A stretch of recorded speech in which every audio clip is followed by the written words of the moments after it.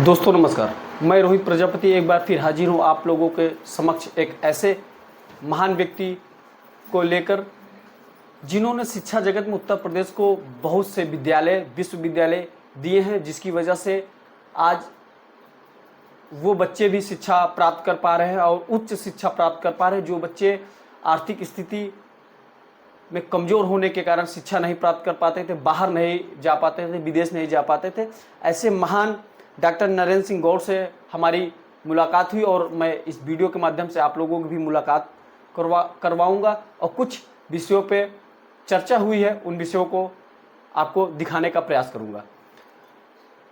तब तक डॉक्टर साहब के विषय में कुछ जान लेते हैं। बताया जाए 20 मई 1943 को हरदोई जिला के तुर्तीपुर ग्राम सभा में उनका जन्म हुआ। उसके बाद इनकी शिक्षा इलाहाबाद विश्वविद्यालय में उन्होंने विज्ञान से एमएससी किया और फिर डीफिल का भी उपाधि उन्होंने हासिल किया। शिक्षा क्षेत्र में बहुत गहराई रखने के कारण उन्हें वो प्रोफेसर के पद पर भी कार्यरत रहे।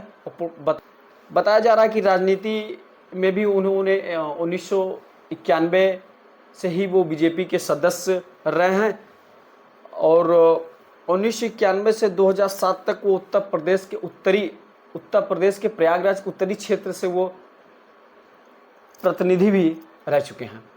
बतौर प्रतिनिधि भी उन्होंने बहुत अच्छा कार्यभार किया, जिसकी वजह से आज किसी भी दल के नेता हो कि कोई भी हो, उनसे मुलाकात करने जरूर आते हैं। हालांकि वो सीनियर भी हैं और उनकी छवि और अनुभव की वजह से आज भी उन्हें लोग बराबर याद करते हैं, उनसे मुलाकात करने आते हैं और विशेष चर्चा भी करते हैं। उनकी अनुभव की वजह से उनसे राय मशवरा भी करने लोग आया करते हैं। इसी समय 24 जून 1991 से 6 दिसंबर 1992 तक उत्तर सरकार में वो शिक्षा के क्षेत्र, उच्च शिक्षा और श्रम विभाग में मंत्री भी रहे हैं। उस समय कल्याण सिंह जी मुख्यमंत्री थे और इस शिक्षा के क्षेत्र में उसी समय इन्होंने उत्तर प्रदेश को कई विद्यालय, कई विश्वविद्यालय दिए हैं, जिससे और कई ऐसे संस्था इन्होंने दिया जिससे शिक्षा के क्षेत्र में लोगों को बहुत आराम हो गया। आर्थिक स्थिति से कमज़ोर व्यक्ति भी शिक्षा प्राप्त करने लगे।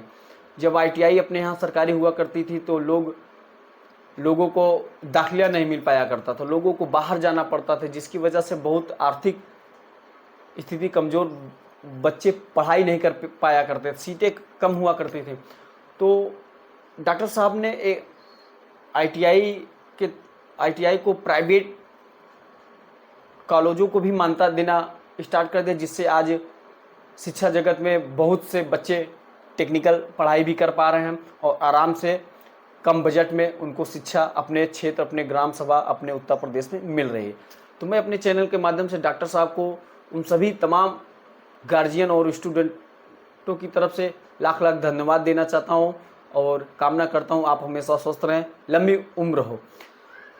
डॉक्टर नरेंद्र सिंह जी का जीवन शिक्षा, राजनीति और सामाजिक सेवा में निरंतर आज भी लगा रहता है। इसी के लिए डॉक्टर साहब की साफ सुथरी छवि, शिक्षा क्षेत्र में लगाव के कारण लोग उन्हें आज भी उस नज़रिए से देखते हैं जैसे लोग एक भगवान को देखा करते हैं शिक्षा जगत में। डॉक्टर साहब से हमारी बात हुई तो उन्होंने, जब हमने पूछा डॉक्टर साहब कल्याण सिंह के समय में शिक्षा को लोग बताते हैं आज भी कि बहुत कड़ी व्यवस्था थी, नकल नाम का कोई चीज़ नहीं था, तो उन्होंने थोड़ा दुखी मन से यह कहा कि बेटा हम लोगों ने शिक्षा में जो सुधार किया था आज वो चीज़ें नहीं बची हैं, जिससे हर विद्यालय में नकल होना, शिक्षा को लोग अब बिजनेस के तरीके से देखने लगे हैं, जिसकी वजह से शिक्षा में वो गुणवत्ता नहीं रह गई है। और जब डॉक्टर साहब से तमाम और बातें हुई जिसका मैं आपको वीडियो दिखाना चाहता हूं, तो आइए हम डॉक्टर नरेंद्र सिंह जी से हुई वार्तालाप को आप तक पहुंचाने का प्रयास करते हैं और दिखाने का प्रयास करते हैं। तो आइए देखते हैं वीडियो। आज आपको पूर्व मंत्री डॉक्टर नरेंद्र गौड़ जी से मुलाकात करवाना चाहूँगा और आज उनसे जानना चाहूँगा कि सन 91 से ये राजनीति के क्षेत्र में आए और शिक्षा जगत में इन्होंने बहुत बड़े बड़े कार्य किए हैं, जिससे आज उस समय में जब सरकारी कॉलेजें ही अपने क्षेत्र में हुआ करती थी, जैसे टेक्निकल के क्षेत्र में अपने यहाँ के वो सरकारी कॉलेज होने की वजह से यहाँ के युवा दूसरे प्रदेश में जाकर उनको शिक्षा लेनी पड़ती थी, लेकिन बाबूजी के कार्यकाल में ही बहुत सारी चीजें ऐसी हुई जिससे आज इस शिक्षा जगत में लोगों को अपने ही देश प्रदेश में शिक्षा का अच्छा सुनहरा मौका मिल पा रहा है। तो सबसे पहले बाबूजी आपको हमारे चैनल पर हार्दिक स्वागत है, अभिनंदन है। सर बाबूजी, आप सन 91 से राजनीति के क्षेत्र में क्या चुनौती रही है और आज के राजनीति के रास्ते से उस समय के रास्ते में क्या भिन्न रहा है? देखिए, 91 के पहले मैं राजनीति में नहीं था। राष्ट्रीय स्वयंसेवक संघ का कार्यकर्ता था और प्रयाग विभाग का विभाग कार्यवाह था। लेकिन शहर उत्तरी विधानसभा पूरे उत्तर प्रदेश में नहीं, देश में सबसे इंटेलेक्चुअल कॉन्स्टिट्यूंसी है। यहाँ जनसंघ या भारतीय जनता पार्टी कभी विजयी नहीं हुई थी। डॉक्टर मुरली मनोहर जोशी जी राष्ट्रीय अध्यक्ष थे। उन्होंने संघ से कहा कि डॉक्टर गौड़ को भाजपा में दे दीजिए तो ये चुनाव लड़े। उनके कहने पे संघ की अनुमति से मैं उत्तरी विधानसभा क्षेत्र से 1991 में चुनाव लड़ा और पहली बार मैं विजयी बना। और उस समय पहली बार उत्तर प्रदेश के अंदर भारतीय जनता पार्टी की सरकार बनी, माननीय कल्याण सिंह जी मुख्यमंत्री बने। मैं उच्च शिक्षा, श्रम एवं सेवा योजना मंत्री बना। माननीय राजनाथ सिंह जी उसमें माध्यमिक शिक्षा मंत्री थे। उसमें बहुत बड़ी चुनौती शिक्षा जगत में थी कि उसके पहले समाजवादी पार्टी की सरकार थी, मुलायम सिंह जी मुख्यमंत्री रहे। नकल का एक तरह से पूरा उद्योग चलता था। इतनी नकल होती थी कि शिक्षा परीक्षाएं बिल्कुल बेकार हो गई थी। तो हम लोगों ने उस समय, माननीय कल्याण सिंह ने, हम लोगों ने कैबिनेट में निर्णय लिया कि नकल पे रोक लगनी चाहिए। मैं बताना चाहूँगा कि उस समय हम लोगों ने, भले ही हमें लगा कि हमारी पार्टी को हमें नुकसान हो, लेकिन शिक्षा के सुधार के लिए नकल विरोधी कानून बनाया और एक परीक्षा 91-92 में हम लोग के समय हुई। रिजल्ट भले कम आया हो, लेकिन लोगों को लगा कि परीक्षा में सुधार हुआ, शिक्षा में सुधार हुआ।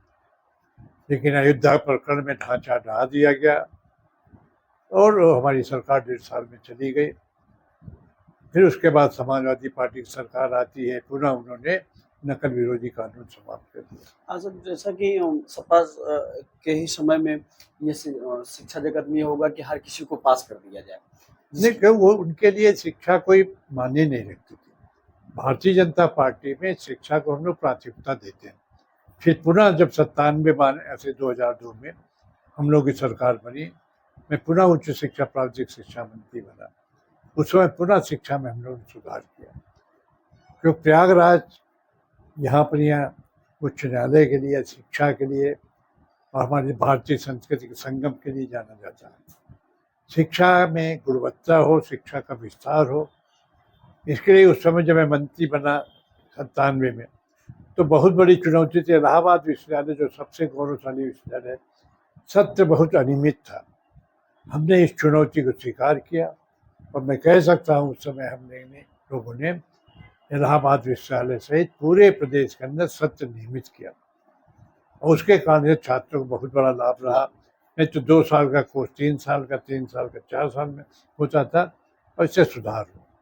और इलाहाबाद में क्योंकि शिक्षा के लिए जाना जाता था, पहला उत्तर प्रदेश के अंदर में मुक्त विश्वविद्यालय राजस पुरुषोत्तम दास टंडन के नाम पर उत्तर प्रदेश राजस टंडन मुक्त विश्वविद्यालय यहाँ पर खोला।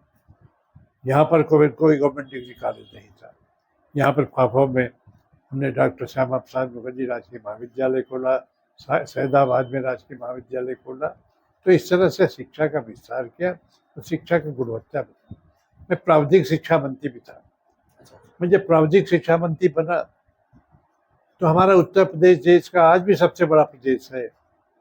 केवल सरकारी इंजीनियरिंग कॉलेज 7 थे। हमारे प्रदेश के बच्चे एडमिशन नहीं पाते, दूसरे प्रदेशों में डोनेशन दे के जाते थे। तो हम लोगों ने विचार किया क्या उत्तर प्रदेश में प्राइवेट इंजीनियरिंग कॉलेज खोले जाए।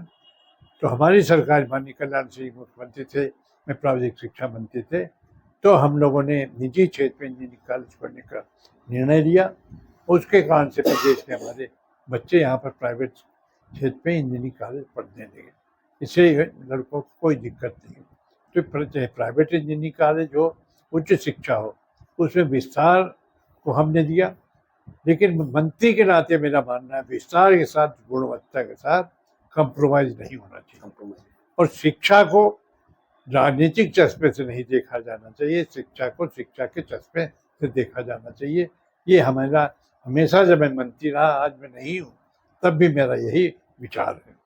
बाबूजी, जैसा आज देखा जा रहा है कि साल भर में होने वाली परीक्षा को डिवाइड कर दिया गया है, सेमेस्टर वाइज कर दिया, तो इससे शिक्षा जगत पे क्या प्रभाव पड़ रहा है? इससे बच्चों के करियर पे क्या प्रभाव पड़ रहा है? नहीं, देखिए, तो सरकारें आती है अपने हिसाब से सिस्टम, कोई भी सिस्टम हो, अगर आपके अंदर ईमानदारी है, निष्ठा है, और सिस्टम को ठीक से इम्प्लीमेंट करेंगे तो कोई दिक्कत नहीं है। लेकिन इम्प्लीमेंट करने के लिए आपके अंदर क्षमता होनी चाहिए, पारदर्शिता होना चाहिए। मेरा कहना है जो भी सिस्टम है उसमें पारदर्शिता होना चाहिए और छात्रों को विश्वास जगना चाहिए सरकार के ऊपर, ये जो सिस्टम है इसमें हमारे साथ न्याय होगा। बहुत अच्छा। और बाबूजी, ये कि आपकी शिक्षा जगत से और राजनीति जगत के आपके गुरु कौन रहे हैं? क्या उनसे आप प्रेरणा मिली? देखिए, मैं चूँकि शिक्षा जगत से राजनीति में आया, यानी एकेडमिक से मैं पॉलिटिक्स में आया, तो मैंने एकेडमिक्स को पॉलिटिक्स के साथ कभी अलग नहीं किया। मैं मंत्री था, कैबिनेट मंत्री था, कई विभागों का मंत्री था। लखनऊ में सचिवालय में मेरा नियम था 10:30 बजे मैं ऑफिस पहुंच जाता था। हमारे ऑफिस में कभी लाइन नहीं लगती, कोई भी जिसका काम है आया, मिला, काम उसका हुआ, चला गया, और पूरे ऑफिस शाम को मैं बैठता था। यानी किसी को भी दिक्कत नहीं होनी चाहिए काम करने। वास्तव में राजनीति के लोग कहते हैं राजनीति के अंदर, आज भी मैं, हमारा कहीं भी सामाजिक या राजनीतिक कार्यक्रम होता, अगर हमने 10 बजे का टाइम दिया तो हम 2 मिनट पहले पहुंच जाएंगे। कल एक कार्यक्रम था मेरा, मुझे 6:30 पे कहा गया, मैं पहुंच गया, आधा घंटा तक कार्यक्रम नहीं शुरू हुआ, मैं वहां से चला आया। क्योंकि मैसेज जाना चाहिए कि राजनीति को क्या व्यक्ति है वो समय का पालन करना है, एक अनुशासन हर जगह रहना चाहिए। ये मैंने हमेशा संघ से सीखा, विश्वविद्यालय से सीखा, उसको आज भी मैं मानता हूँ। बाबू जी, आज जैसे राजनीति जगत में एक छोटा सा भी पद लोगों के अंदर हो जाता है तो एक एटीट्यूड उनके अंदर हो जाती है, और प्लस आज राजनीति लोग कहते हैं पैसे के दम पर हुआ कर रही है। क्योंकि उस समय में बाबूजी जब आप लोग राजनीति कर रहे होंगे, आज भी ऐसे लोग हैं कि वो कुर्सियां साफ करके जमीन से राजनीति करते उठे हैं, लेकिन आज देखा जा रहा है टिकट लेना, मैंने बहुत प्रयास किया बचपन से आपके पीछे, और लेकिन आज पैसा है मेरे पास तो मुझे तुरंत टिकट मिल गया, लेकिन एक सेवा करने वाले, तो क्या इसका फर्क पड़ता है? वास्तव में इसको अच्छा नहीं समझता। आज राजनीति के अंदर अपराधीकरण और एक तरह से पैसे का बहुत बड़ा प्रभाव हो गया, नहीं होना चाहिए। ये राजनीतिक दल के हमारे बड़े बड़े नेताओं को, पार्टी को सोचना चाहिए कि अच्छे कार्यकर्ता है, भले कि पैसा नहीं है, उनके बारे में विचार करना चाहिए, उन्हीं को टिकट देना चाहिए, उन्हीं को आगे बढ़ाना चाहिए।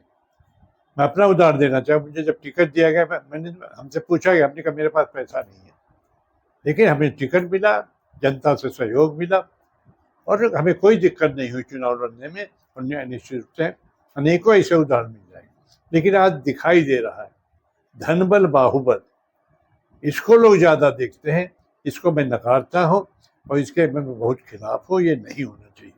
मुझे अपने प्रयागराज में इस समय गणेश केशवानी जी महापौर हैं और बड़ा अच्छे सरल स्वभाव के हैं, उनके विषय में कुछ?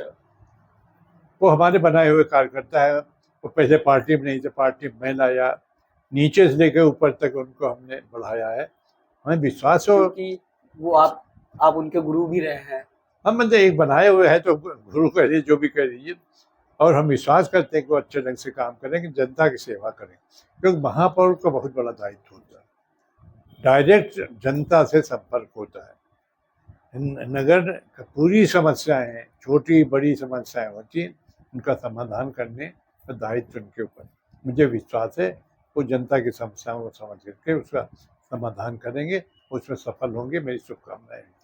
बाबू जी बस लास्ट एक सवाल, एक बड़े अपराधी या किसी अश्लील हरकत जिसका वीडियो बहुत ज्यादा सोशल मीडिया पर चल रहा है और मैं जिस पार्टी में उससे छोड़ता हूं तो किसी अन्य पार्टी मुझे जगह दे देती, क्या ऐसा होना चाहिए? नहीं होना चाहिए। हम मैं व्यक्तिगत रूप से मेरा मानना है, हर पार्टी को एक सिद्धांत बना चाहिए, डूज एंड डोंट।